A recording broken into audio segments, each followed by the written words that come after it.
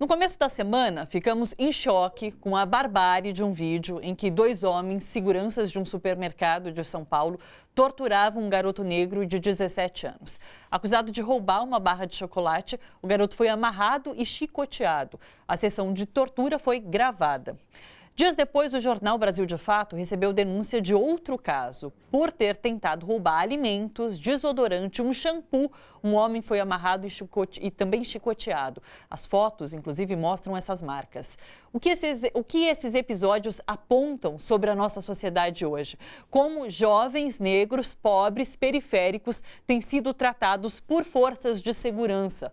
Para essa conversa, nós recebemos a escritora Cidinha da Silva, que já está chegando, que é autora de Um Exu em Nova York e Parem de Nos Matar, o livro que vai ser lançado no dia 16 na Feira Literária da Zona Sul Feliz, e a arte educadora e articuladora cultural Elaine Mineiro, da Uniafro Brasil. Seja muito bem-vinda. Obrigada, boa tarde. Obrigada, Elaine.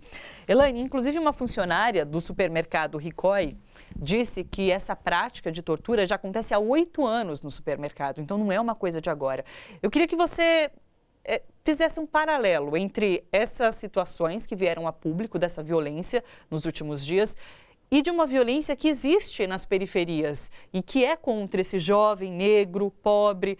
Existe um paralelo entre esses dois contextos? Eu acho que sim, né? Eu acho que o Estado brasileiro, através da polícia, ela se sente super autorizada a não respeitar as leis que regem, né, o funcionamento dessas organizações. Então, não é o primeiro caso de abuso e quando você vê as próprias instituições públicas cometendo esse abuso e agindo como se isso fosse absolutamente natural, você autoriza que o resto da sociedade, né, que o resto do conjunto da sociedade também pense que isso é uma coisa natural, né, que existe um tribunal de ruas e que qualquer pessoa pode ser juiz, jurado e pode aplicar sentenças, né, que lhe vem à cabeça. Então, obviamente, a gente conhece histórias aí de muitas pessoas que podem falar, por exemplo, das universidades e universitários que pegam alguma coisa num supermercado, mas se for um jovem branco, numa região mais abastada da cidade, com certeza não vai passar nem por frustração, nem por humilhação e muito menos por uma violência, né? Então, eu acho que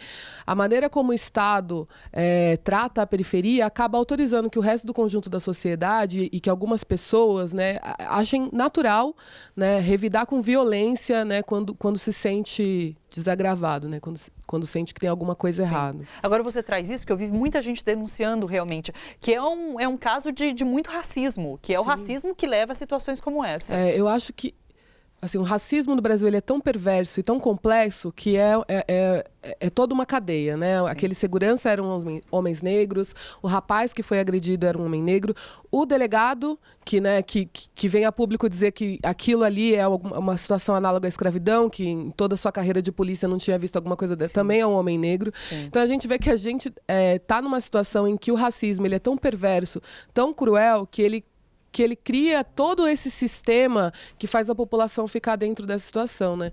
E é isso, são chicotadas, né? O rapaz foi amarrado, o rapaz ele teve a boca amordaçada e ele recebeu chicotadas. Então, claramente, assim, uma alusão a um castigo feito por senhores de escravos, né, por capitães do mato, a um jovem negro na periferia. Né? Sim. A gente já está com a Cidinha, autora do livro Parem de Nos Matar, que vai ser lançado, inclusive, dia 16, na Feliz, né?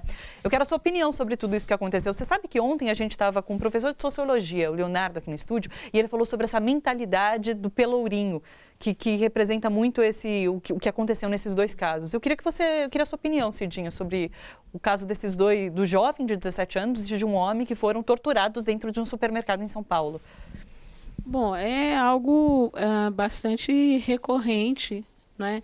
Alguns casos têm maior notoriedade, são noticiados, mas é uma prática muito recorrente nos supermercados do Brasil inteiro, né? Todas as pessoas negras, ou praticamente todas, têm a experiência de terem sido seguidas nos supermercados, desde supermercados muito populares, muito simples, a supermercados sofisticados, em bairros sofisticados. Sim. E é uma prática muito recorrente essa. A vez ou outra, isso aparece Sim. para a população como um todo. Mas é absolutamente comum, frequente, corriqueiro. Sim. Até que ponto, a gente até estava comentando que uma funcionária do supermercado falou que há 8 anos que essas práticas já acontecem dentro do supermercado. Até que ponto a próprio discurso violento das pessoas que estão no poder hoje alimentam atitudes como essa? E isso tem se intensificado, talvez, nesse último ano, nesse ano?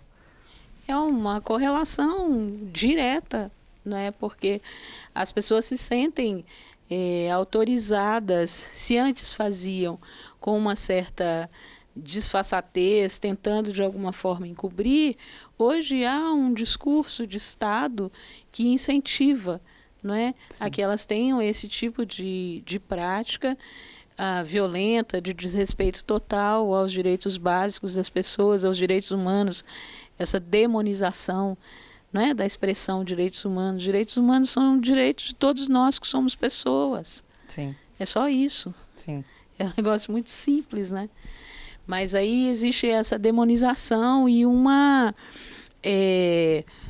licença mesmo, é uma licença para matar, uma licença para torturar, uma licença para violentar, que tem sido dada por gestores públicos, por pessoas que deveriam zelar pela segurança de todas as pessoas. Sim. Né? Então você tem governadores, como o governador do Rio de Janeiro, posando com armas de alta potência, comemorando a morte de um jovem negro numa situação de sequestro de um ônibus, né? Dizendo que as pessoas, foi lema de campanha, né? Que é atirar na cabecinha das pessoas. Tem um governador no estado de São Paulo que legitima práticas de morte, né? Incentiva a letalidade das pessoas que são da corporação militar, etc. Então há um clima que propicia e que fomenta esse tipo de prática violenta que deixa a todas e todos nós que historicamente temos sido alvo do racismo no Brasil numa situação ainda mais desprotegida do que já vivíamos antes. E alimentando, de certa forma, essa política do medo, né? Hoje eu estava vendo o Renê Silva, que é a voz das comunidades no Rio de Janeiro, ele postou alguns vídeos sobre tiroteios no Morro do Alemão, isso, lá no Rio de Janeiro, e é uma coisa assim que a população fica muito acuada. O que está sentindo essa pessoa hoje que mora na periferia e quer debater segurança pública? Qual é o debate de segurança pública que existe hoje na periferia? Eu acho difícil para uma pessoa que mora na periferia fazer esse debate, porque a gente fala assim de uma democracia que foi inconclusa, né? Aliás, vários processos históricos nossos inconclusos, né? A escravidão não foi resolvida no país, né? A gente tem um processo de libertar os escravos, mas, na verdade, de jogar à mercê e esquecer toda a sua história e não trabalhar para que isso, de fato, seja algo real na sociedade, que tem impactos práticos na sociedade. Né? Raríssimas políticas afirmativas e que são colocadas sempre num processo de luta da população, né? Nunca algo discutido, de fato, pelo conjunto da sociedade. Né? E na periferia não é diferente. Né? Acho que quem mora na periferia, eu moro na cidade de Tiradentes, que é um bairro do extremo leste, né, da cidade de São Paulo, em que você vive, na verdade, entre vários poderes, né, que não são os poderes, não é o poder do trabalhador, o trabalhador não decide necessariamente como as coisas vão acontecer, e você vive entre esses poderes. Você não pode chamar a polícia, porque provavelmente a polícia não vai te ajudar, né? Você também não pode fazer muita coisa, porque você teme pela sua vida. Eu acho que é muito interessante investir nessa política do medo, porque o medo ele é real, né? As pessoas não têm medo por uma abstração, as pessoas têm medo porque vêm fatos reais acontecendo, então elas têm medo. Então, jogar com esse medo é uma forma de controle também, né, do Estado sobre essas pessoas. Né? Então, você fica um pouco sem saber o que fazer, sem ter muito o que fazer e sem ter a quem recorrer, né? Sim. E aí, mesmo a gente criando espaços que a gente possa fazer diálogo, né? A periferia nunca teve calada, né? Em todo esse momento, né? As organizações, redes de proteção, elas acontecem, elas existem, mas elas têm um alcance muito pequeno, né? Porque você está jogando contra interesses muito grandes, contra instituições grandes e que autorizam, de certa forma, por exemplo, a gente está vendo o caso das milícias no Rio de Janeiro, né? Sim. Que estão tomando de assalto o Estado, assim. Isso tem a ver com a autorização que a polícia dá para que policiais, né, que são corruptos, né, não sejam punidos. Então, cada vez mais, se a gente tem um discurso aí do Estado de passar a mão na cabeça de policiais que são corruptos, você vai fazendo uma organização, essa organização que poderia ser uma organização correta e a favor da população, ela vai ficando cada vez mais sufocada e o espaço vai abrindo cada vez mais para essas instituições paralelas que vão tomando conta, né? Então, Sim. quem é que não mora na periferia e que já não ouviu falar de um caso de um policial corrupto? Aliás, né, você na periferia mais ou menos sabe onde acontecem as coisas, você vê os policiais passando por lá sem o menor constrangimento, né? A gente tem aí grandes obras no cinema, no Brasil, que conta dessa história desde sempre e a gente sabe que é uma realidade e você não vê isso se resolvendo enquanto Sim. Estado. Então, enquanto população, o que você faz, né? Se você olha aquela polícia, você vê que aquela polícia é corrupta, você recorre a quem? Sim. Você não tem a quem recorrer, né? Então, é uma discussão que tem sido feita. Eu acho que a periferia tem feito um grande trabalho no sentido de se organizar para fazer uma rede de proteção para quem sofre a violência, mas é fundamental que o Estado pare de brincar com as nossas vidas, né? E tome medidas de fato coerentes, né? Porque o Estado ele consegue criminalizar quem está lá na ponta, quem na verdade é mais atingido, quem é mais uma vítima, mas não vai atrás e não atinge quem de fato está produzindo esse Estado violento, né? Sim. Falando em políticas de segurança pública, outro dia a gente estava com a professora Camila Nunes, da UFABC, e daí ela estava falando sobre segurança pública e sobre o PCC, a atuação do PCC em São Paulo. E eu questionei ela sobre como combater o PCC. Ela falou assim, não é combater o PCC, esse combate não é possível. Você precisa, na verdade, combater com políticas de educação, de acesso à cultura. É por aí que passa a discussão sobre segurança pública nas periferias, talvez? É por esse caminho? Cidinha, quero saber a sua opinião.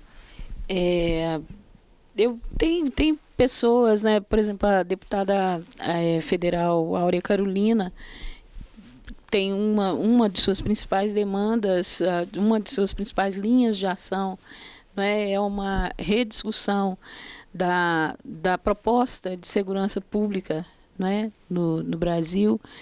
E essa discussão que ela tem feito passa, sim, pelo fomento à organização popular, ao investimento, à organização popular autônoma, ao investimento em educação, em cultura, nos lugares onde as pessoas estão e considerando as demandas dessas pessoas, né, espalhadas pelas periferias, favelas, pelos espaços socioculturais que não têm sido devidamente considerados pelo Estado.